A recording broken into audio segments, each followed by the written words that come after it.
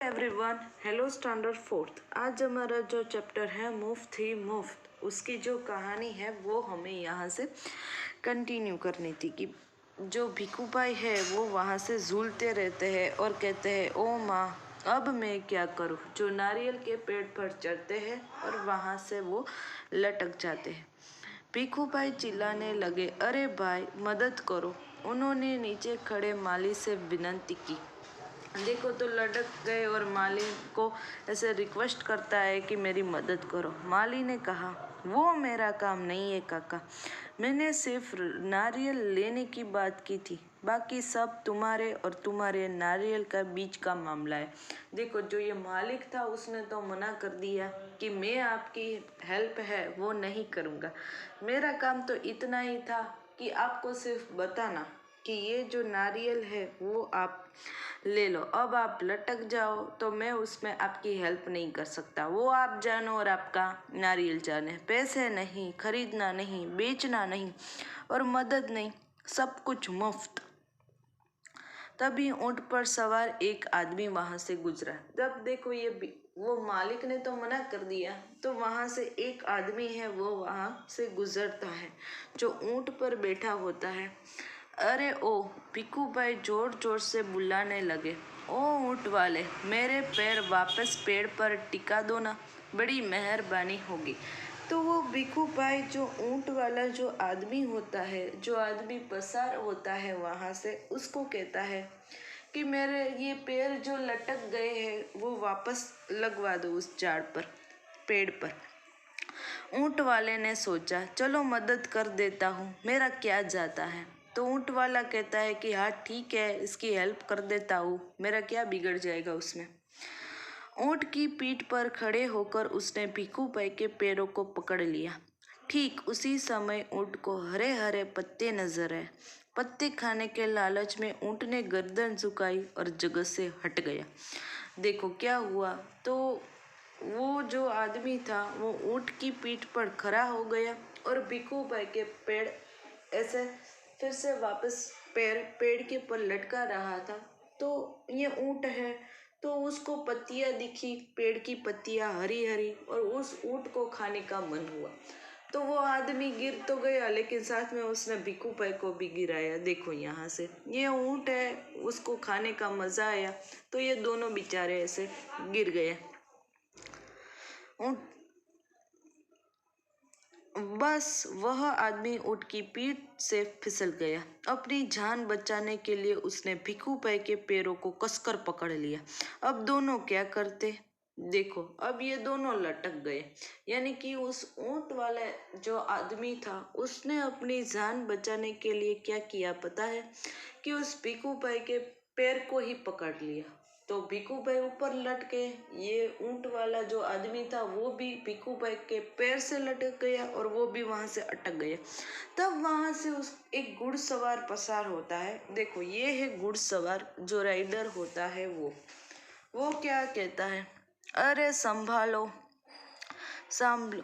पेड़ से लटके दोनों पुकारने लगे, सुनो भाई, कोई बचाओ बचाओ। घुड़सवार को देखकर भिखू भाई ने दुआई दी, अरे ओ अरे मेरे भाई, मुझे पेड़ पर वापस पहुंचा दो। तो अब ये भिखू भाई और वो आदमी उस घुड़सवार से हेल्प मांगते हैं कि हमें वापस पेड़ पर पहुंचा दो।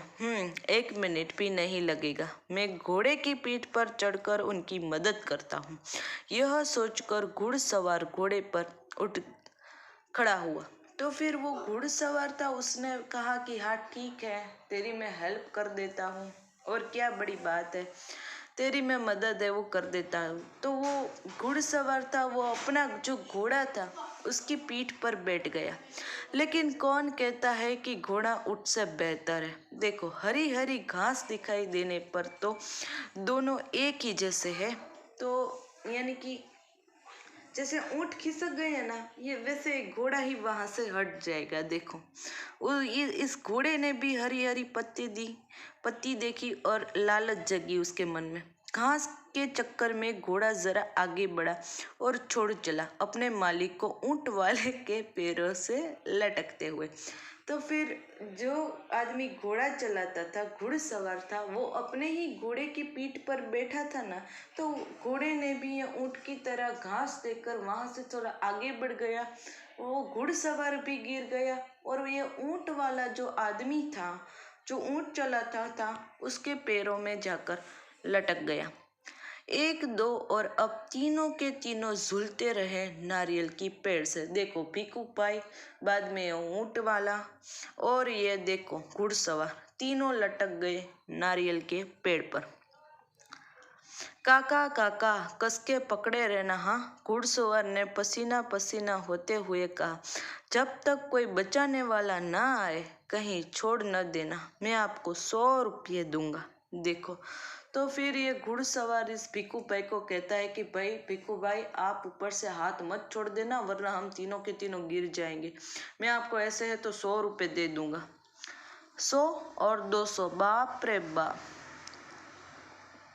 काका काका, अब ऊँट वाले की बारी थी। मैं आपको 200 रुपये दूंगा, लेकिन नारियल को छोड़ना नहीं। देखो, तो ये ऊँट वाला भिक्खू भाई को क्या कहता है कि आप भी डाली मत छोड़ना न, वरना हम तीनों गिर जाएंगे।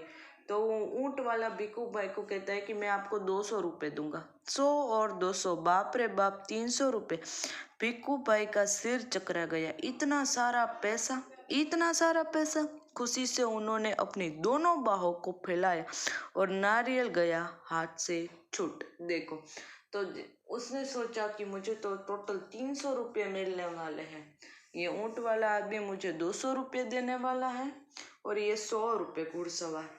तो ऐसे खुशी से मारे ऐसे सोचते रहे कि इतना सारा पैसा ऐसे ही चुप करके खुशी के मारे तो भिक्खू भाई पागल हो गए और अपने हाथ छोड़ दिए। नारियल तो गिरा ही गिरा। धड़ाम से तीनों जमीन पर गिरे, घुड़सवार, ऊँट वाला और भिक्खू भाई। जैसे ही ये भिक्खू भाई खुशी के मारे पागल हो गए, तीनों के तीनों देखो नीचे आ गए, धड़ाम से गिरे ऐसे। यहाँ देखो ये तीनों, ये घुड़सवार, ये ऊँट वाला, ये घुड़सवार, ये खुद भिक्खू भाई, तीनों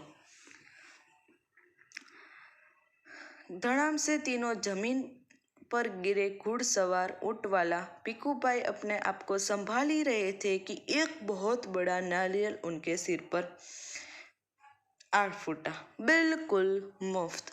जैसे ही भिक्खू भाई तो गिर गए, लेकिन सिर पर बड़ा सा नारियल पड़ा धड़ाम कर से अपने सिर पर और बेचारे चकरा गए। नारियल मिला भी तो कैसे, बिल्कुल मुफ्त। तो ये यहाँ कहानी होती है ख़त्म। राइटर है ममता पंडिया, जिसका अनुवाद किया है, ट्रांसलेट किया है संध्या राव ने। तो देखो, ये मुफ्त लेने के चक्कर में भिक्खू भाई का क्या बुरा हाल हुआ वो तो हमने देख ही लिया। देखते हैं इस चैप्टर की एक्सरसाइज। फर्स्ट है तुम्हारी समझ। हर बार भिक्खू भाई कम दाम देना चाहते थे क्योंकि वो कंजूस थे। हर जगह नारियल के दाम में फ़र्क क्यों था? क्योंकि बाजार से आगे कई सारे शॉप थी, वहाँ कम दाम में भी मिलते थे। क्या भिक्खू भाई को नारियल सब सच में मुफ्त में ही मिला और क्यों? तो ऐसे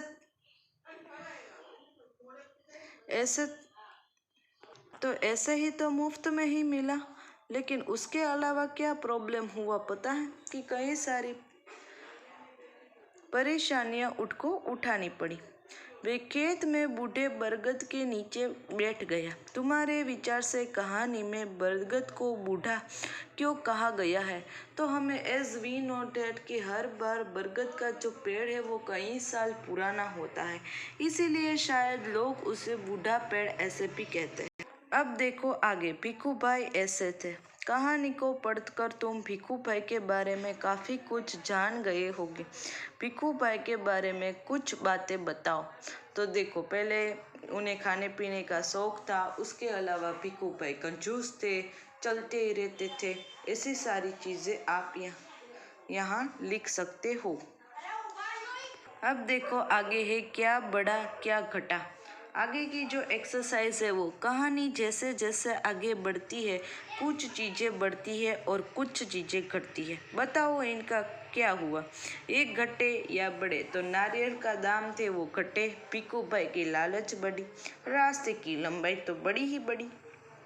पीकू भाई की थकान भी बड़ी ही ना, ऐसे नीचे धड़ाम से गिर गए।